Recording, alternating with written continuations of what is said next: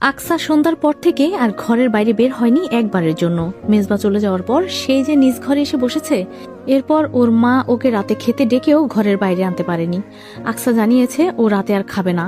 মেজবা যে পরিমাণ রুট কথা ওকে শুনিয়েছে আজ, তাতে ওর পেট ভরে গেছে, অন্য কিছু খাওয়ার আর প্রয়োজন পড়বে না। কলি সবে ওকে ফোন করেছে। ফোনের রিং বাজতেই আকসা কম্বলের নিচ থেকে ফোনটা বের করে কল রিসিভ করলো। ফোনের অপর প্রান্ত থেকে কলির উচ্ছ্বাসিত কণ্ঠস্বর শোনা গেল। কলি বলল, কিরে, ভদ্রলোক তোকে মাফ করেছে? আর মাফ? আফসার কণ্ঠস্বরে সে কি মারাত্মক উপহাস নিজের প্রতি। কলি ওর কথা সুর ধরতে পেরে পাল্টা প্রশ্ন করলো, তার মানে তোকে মাফ করা হয়নি?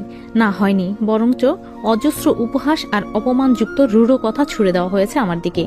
তুই ভাবতে পারছিস আমার মতো মেয়েকে কিনা অপমান করা হয়েছে? আমি কি অবলা নারী? উনি আমাকে অপমান করার সাহস পেলেন কোথা থেকে? আকসার রাগে শরীর কাঁপছে। কিছুক্ষণ আগেও যেই মনে বিষণ্ণতা ছিল, সেটা এই রাগের কাছে ঠুনকো হয়ে গেছে। আকসাকে কলি শান্ত হতে বলল। শান্ত হ আকসা, জানি এই অপমান তোর পক্ষে মেনে নেওয়া সহজ নয়। তুই তো অমন মেয়ে না, তবে এমন আচরণ কেন করলেন তোর সাথে? তুই যেভাবে ওনার সম্পর্কে বলেছিলি, তাতে তো ভেবেছিলাম মেজর মেজবা ইফতেখার একজন জেন্টলম্যান। জেন্টলম্যান? হ্যাঁ, জেন্টলম্যানই বটে উনি। না হলে তার এত শান্তভাবে বলা কথার প্রভাবেও আমার এমন অসহ্য ঠেকত না। আকসা সামান্য উপহাসের হাসি হাসলো। এসব নিয়ে চিন্তাভাবনা করে নিজেই শরীর খারাপ করে ফেলছে, একটু বিশ্রাম নেওয়া প্রয়োজন ওর। তাছাড়াও আগামীকাল ভার্সিটিতে একটা প্রেজেন্টেশন দেওয়ার কথা, রাতের মধ্যেই সেটা কমপ্লিট করে রাখতে হবে। এজন্য কলির সাথে দ্রুত কথা শেষ করলো ও। 2 মিনিটের জন্য ফেসবুকে ঢুকে নিউজ ফিড স্ক্রল করতে করতে হঠাৎ চোখে পড়লো ওর ভাই মেজবা ইফতেখারের আইডি ট্যাগ করে একটা ফটো পোস্ট করেছে। সেখানে ক্যাপশনে লেখা আছে, অন দা ওয়ে।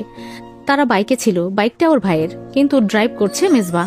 এককালে যখন মেজবাকে চিনতো, তখন থেকেই ও জানতো মেজবা একজন ভালো বাইকার। মেজবারও বাইক আছে, অবশ্য তার বাবার নাকি গাড়িও আছে, কিন্তু মেজবা খুব একটা গাড়ি ব্যবহার করে না, বাইক নিয়ে চলাচল করে বেশিরভাগ সময়। আকসা ফটোটা এক পলক দেখেই সরিয়ে দিয়েছে। বড় ভাইয়ের প্রত্যেকটা পোস্ট, প্রত্যেকটা ছবিতে রিয়াক্ট কমেন্ট থাকে ওর, কিন্তু এই পোস্টেও রিয়াক্ট দিল না, একেবারে এড়িয়ে গেল।